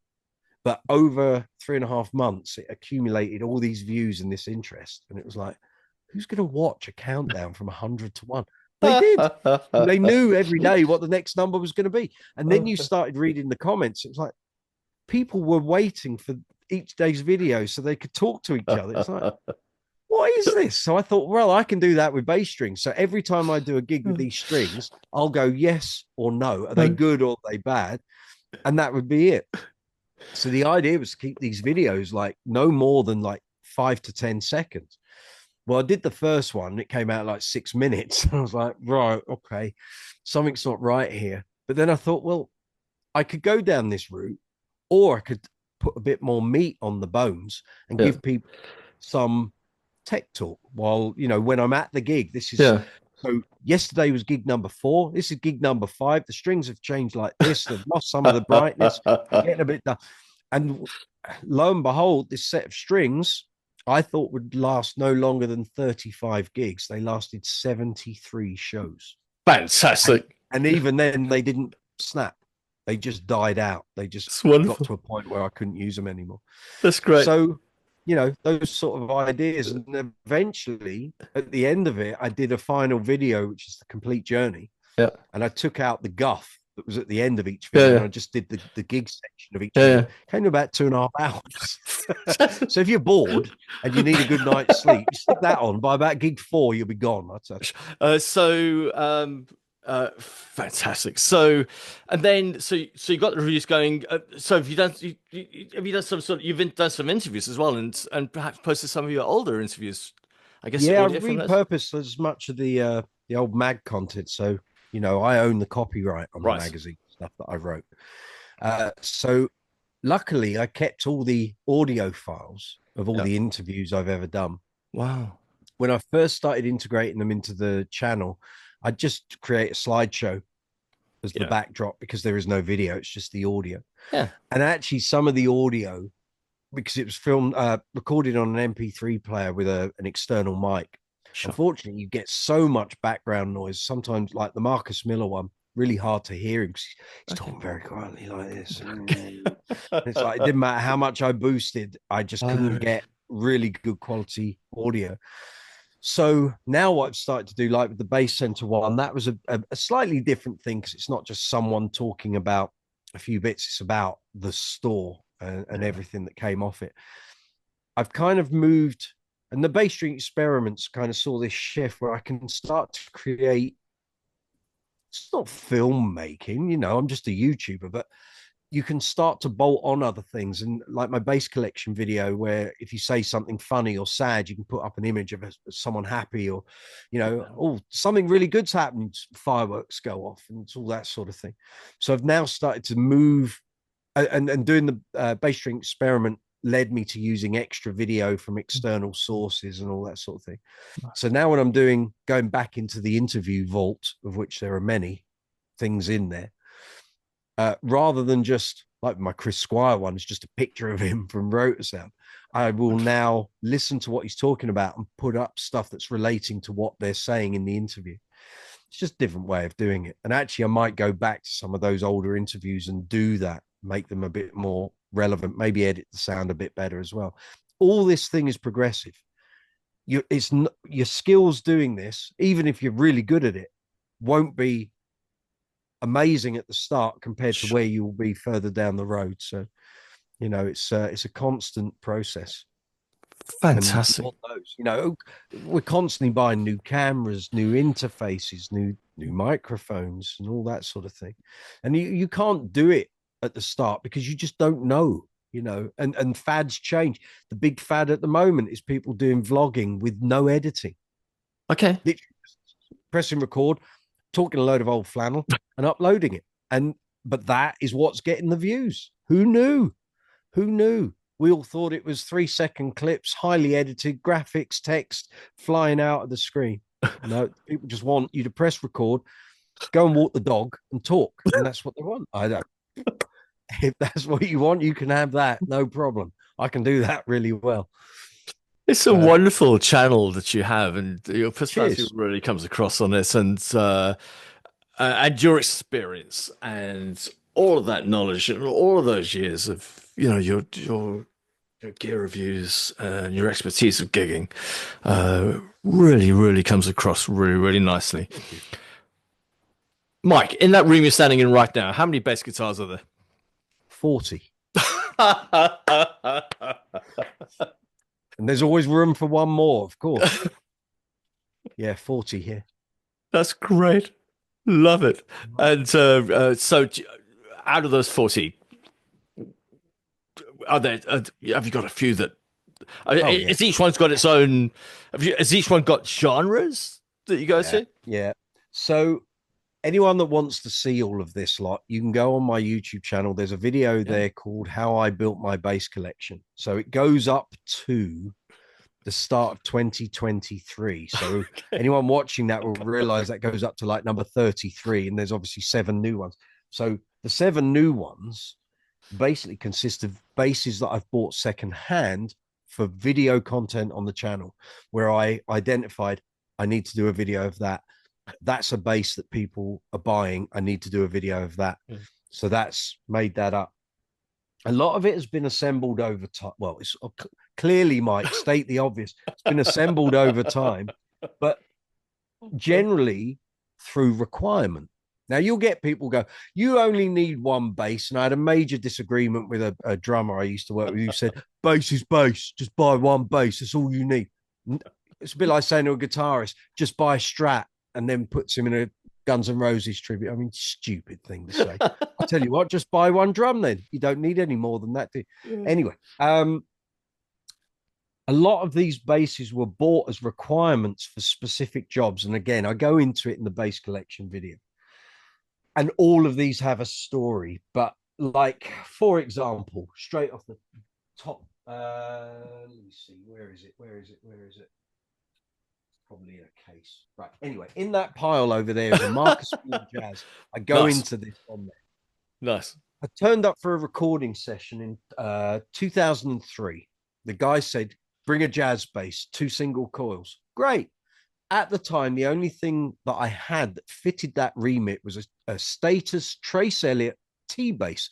Wonderful bass, super jazz in format, does the active and passive thing, 2 single coils, really clear, throaty, power, fabulous. I turn up, I do the session. Oh, this is great, mate. Yeah, love it, love it. Sounds great, sounds great, sounds great. Take the headphones off, come back into the room. But it hasn't got Fender on the headstock. And I said, what's that got to do with anything? I've just done the recording. You said you loved it. Yeah, oh, yeah. That's great, that's great. But it hasn't got Fender on the headstock. I said, I don't get what you're saying. He said, well, it's got to have Fender, isn't it? If you're doing a bass part. I went, no. No. What about all the people that don't play Fenders? He said, yeah, but it needs to be a Fender Jazz. I said, but I've just played it. You've said it's great. Had you not seen the headstock, you probably wouldn't know the difference.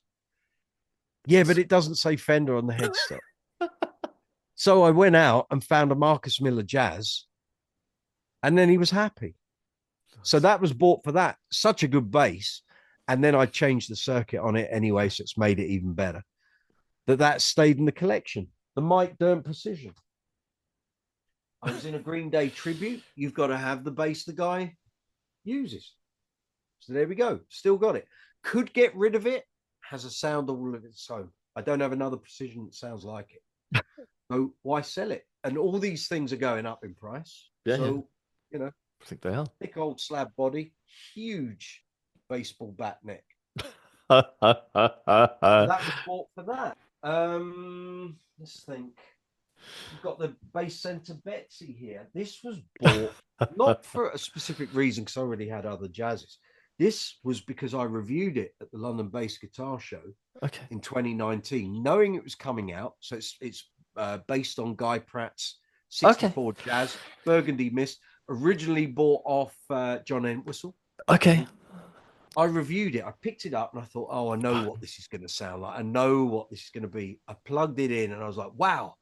Did the review, went back to see Barry. I said, you selling this? He said, you want to buy it? I said, absolutely. He said, you can't have it till the end of the show. I said, I don't care. That's the one I want. I don't want a new one. I want that. So that just came home that day. That was a different thing. I've got an Ibanez ATK over there. Cheap bass, cost me £3. Okay. Because I did a trip abroad. My lovely Status Empathy had gone walkabout at a particular airport numerous occasions for security. I got sick and tired of that bass arriving back in London days after I was home. And I thought, I can't keep taking that bass out and it doesn't get back here one day. So I was looking at some alternatives. I was going to go down a passive jazz route with an active EQ in a pedal. Saw that bass on eBay. It was a woman who bought the bass for her son in 2002. He literally played it one day and stuck it in the case, stuck it in the loft. She decided by 2014 she was clearing out the lad's instruments. That bass was there. I followed it on eBay. 5 minutes before it came up to finish, the bids were only at about £97. I got it for 103, but it only cost me £3 because I was able to use Nectar points from Sainsbury's to pay for £100 of it. After which they then gave me £50 back. So I only paid £3 on the credit card for it. Fantastic. That's great. So now when I travel abroad, that's the bass that goes. Because if it ended up in a baggage hold and it got broken or damaged, I wouldn't worry. It cost me £3. £3 bass. It's I sense a movie coming. How many stories do you want? I've got plenty. Yeah. Oh, that's great. So, what about sort of effects wise, pedal wise? What do you think? There's a funny thing. So for years when I was in my covers band, I didn't use effects. The only thing I had was a tuner, and then I moved to a rack mount tuner anyway. Yeah. The only pedal I always had in the box from 2001 up until COVID was an octave pedal. Okay. I get a lot of mileage out of octave pedals. Okay. Occasionally, I would try and bring in distortion or a bit of preamp thing, or you try things. And invariably, the band I was in, we had our sound, and it just didn't really need the bass to have effects. I remember we did Lenny Kravitz Fly Away, and I brought a phaser. Yeah. We only did the song for like 2 weeks. And then after, it was like, why are you carrying a phaser? We're not going to use it. Yeah. So anyway, get to COVID, join Uncle Funk, and we're in disco land. Why am I not going to use pedals? So over the years, I'd sort of accumulated pedals, always thinking I'm going to find a use for these at some point. And I was building up a fair collection, but never using them. And then when we got to the Uncle Funk rehearsals in late 2020, I thought, right, now we can unleash a few of these. So the envelope filters came out, octave pedals came out. Nice. Oh God, all sorts of things, fuzz pedals, distortion, oh God, I mean compressors and just it was like, whoa, Aladdin's cat, I'll just bring all the toys out, shall I? Then it was a case of piecing together a good board for when we went live. Yeah. I had all that on a pedal train. But after about 4 or 5 weeks, I thought, you've got 4 pedals too many on here. So I thought, okay, right, put the pedal train to one side. I created a smaller board, which I've then used for all the things I go out for. So if I'm doing Queen, ABBA, wedding bands, Uncle Funk, I've got this smaller board. So I went from Nice. the original setup, do you want this? Do you want this? So it was a Boss TU2 tuner pedal into a Digitech Drop, which is a fabulous pedal. Nice. I have to say, I've been using that every gig since 2019 when I bought it. Nice.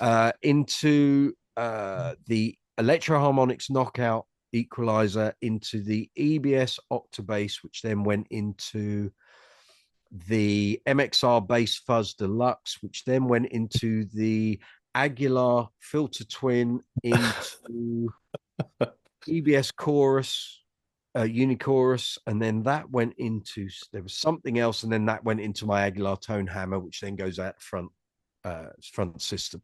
So I then broke that down into the tuner pedal, Digitech Drop, Octabass, envelope filter, Tone Hammer, preamp.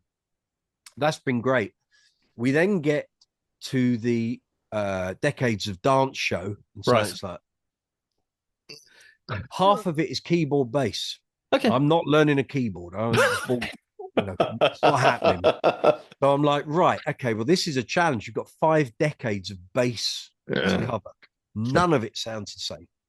So you're going from the late 70s, which is bass guitars, maybe the odd bass synth, maybe a Moog kind of thing, into the 80s. So the early 80s tracks we're doing are Shaka Khan, I Feel For You, which is all keyboard bass, apart from Nathan East slaps on it.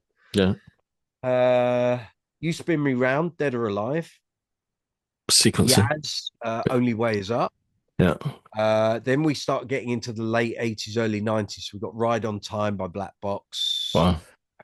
And then it just goes on and on. And then we go through the 90s, and we've got Jamiroquai, and we've got the poppy dance stuff. And then we come through to the late 2000s. We've got Calvin Harris, Daft Punk, all of that stuff. So it's a whole load of bass stuff. When we started looking at the song list, I was like, I'm going to need 3 5 strings, 2 fretted 4s, probably a fretless. I'm going to need a jazz precision and a Stingray and I'm just looking at the gig. I'm going to have 8 basses out on this. But then as we started to piece it all together, we started doing the rehearsals. I was thinking, right, well, I can cut this down a bit. So in the end, I'm not using a 5 at the moment, but we've only done 1 show. So all of this could change. So at the moment, I'm not using a 5. Anything that's below a low E, I'm using octave. One of the basses I'm using has got a hip shot bass extender, which is going to drop me down to a D anyway, if I need that. I was contemplating using the Kabiki, my white one, which is over there in the rack, which has got it's same principle as a hip shot extender, except it's not the same principle. So it has it's a 32-inch scale, medium scale. You use the drop clasp, and basically there's another fret. So Okay. when the clasp is down, it's in E. When you Okay. release the clasp and the string, you've then got an E flat and a D, which is Okay. your open string. And I was starting to work, and then so much dance music is on Stingrays. Right.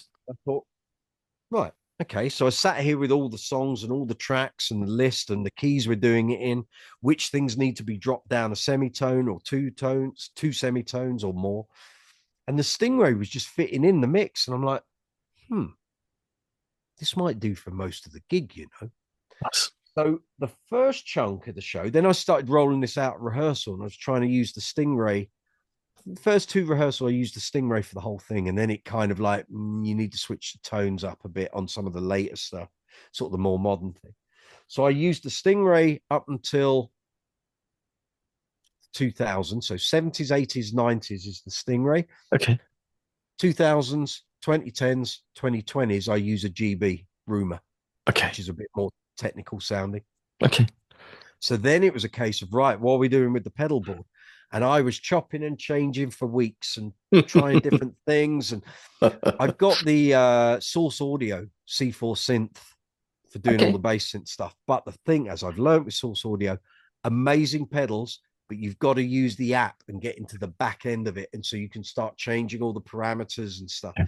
So the C4 synth straight out the box don't Yeah. sound impressive in the slightest. Okay. Once you get into the inner workings and you can start tweaking stuff, all those bass synth sounds you've ever heard, they're all there. You've just got to find them. So YouTube, there's a guy called Hugh Foster, who I don't know personally, but he's got some great videos, and just go searching. It's all out there. So then it was a case of, right, dress rehearsal. I bought all the pedals I thought I was going to use, started patching them in. And by the end of that rehearsal, I knew there was still a couple of pedals too many. So I took out the things I didn't need. And on the day of the gig, I was going to, well, in fact, the week leading up to the gig, I was going to film myself building this new pedal board and explaining why and all that. I will do that. I'll do that over Christmas and New Year. But on the gig, I sat there, my basses are there, got the in-ears, and I had the frame, I had my pedal train frame. I remember the guitarist going, "What the hell are you doing?" I said, "I'm building my pedal board." He said, "You've left that a bit late." I said, "No, I know exactly how I'm doing this. But the thing is, I've got to route the patching in a certain way. And I don't want to commit these pedals to position on the Velcro until I'm definitely sure. So tonight, we're going without the Velcro. I'm going to put them all in position. And if this works, then I know for the next time we do Decades of Dance, I've got the setup I want." So it was tuner, drop pedal. Now, tuner, drop pedal, EBS Octabass. Then there was an MXR vintage bass octave. Then I had the compressor, I think. I put the compressor there. MXR Bass Fuzz Deluxe. I think I didn't bother with the Aguilar filter twin. I used the MXR poly blue octave, which has got fuzz and phaser all built in. Go with the phaser on there? No, I didn't. I had the Dynamic Wah by Boss, the AW3. Then there was the Source Audio Aftershock, Source Audio Gemini Chorus, Source Audio Mercury Flanger, which has stayed on my board ever since. Look at your pedals. Billy Sheehan Distortion was on there. That's great. Oh, and I had the EHX mono synth, which had one use, which was acceptable in the 80s. It's got the sound exactly for that. So that was it. And then all of that into the tone hammer and out. And it worked. I remember doing the gig thinking, well, there's all the sounds. Everything is sorted. I'm happy. So we've kind of done it. The only thing I've got to do in prep for the next gig is to get the C4 synth parameters sorted out for the songs that need it. There you go. but it's a mix and match. And that is why I've got a bass collection, because when I was younger, I always thought, I want one of them. I want one of them. And because you'd see the bands playing them and you'd Yeah. look at the liner notes in Yeah. CDs and albums and you knew the instruments they were using. So Yeah. you know those tones. Now, when I get called up for anything, I can pick and choose. It would be lovely just to have one bass and just rely on that. It doesn't cover everything I do. It just doesn't, you know. So when I'm using a precision in a punky rocky band, that isn't going to cut it on a dance theatre show. No. So when people say, "Why have you got so many basses?" A, I can. B, investment purposes. But C, I've got a library of sounds. Yeah. You know, it's like saying a keyboard player. Well, you just have piano. You don't need any other sounds, do you? Crazy. Crazy. Craziness. Uh, Absolutely brilliant. Thank you so much. Where can people, so we got Brooks's Bass Corner. So where do people Yeah, follow Brooks's you Bass Corner on YouTube. on YouTube? Okay. Brooks's Where Bass else? Corner on YouTube. Then, right, I got to do this. Take a big gulp of air here because I do this on the live chats every week. You will find Brooks's Bass Corner on Facebook, Instagram, Twitter X, Be Real, Reddit, Quora, Discord, TikTok, and coming to Blue Sky very shortly. I've just got to do that. I just haven't done it yet. Nice. So we're there. We're out there. Merch is available on the site. If you want to help the channel, you can. You don't have to. Every video is free to watch. But if you want to help the channel, if you enjoy the content, find something of use, maybe you want to do something on bass and you, oh, I didn't know that. That's really helped me out. Feel free. You can. But we do live chats every Tuesday. We've got 2 more before we finish before Christmas. Next week's live chat is on Wednesday, not Tuesday, because I'm out doing an ABBA show on Tuesday. So it's Wednesday, 8 p.m. UK time. And we've got one the week after on the 17th. Then we take a little break. From the new year, we're probably going to do some Saturday live chats. I'm going to try and get some celebrity bass players on. Try and fill up the boring Saturday afternoons during winter. And gigs just carry on. So next year, theatre shows already booked up, festivals booked up. It's all good. It's all good. Keep going. Well, Keep going. I cannot recommend the channel enough. I cannot recommend the Facebook and the Instagram enough. Kind. Do go check it out. What a great resource for not just bass players, for musicians in general. Well, this is it. It's just like my mum knew nothing about bass. She watches my live chat. She said, "Oh, I might become a bass player." I said, "I doubt it." But she said, "I didn't know you knew all this stuff." I said, "Why wouldn't I?